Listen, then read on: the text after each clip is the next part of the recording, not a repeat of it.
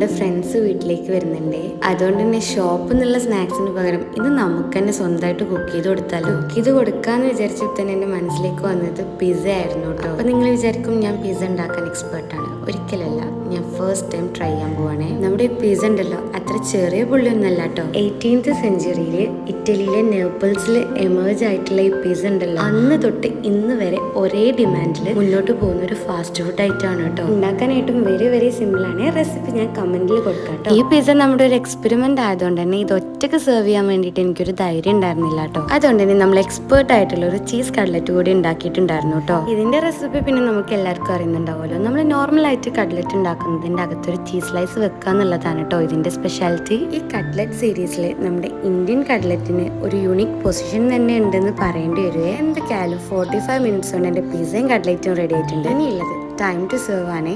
So bye for this time.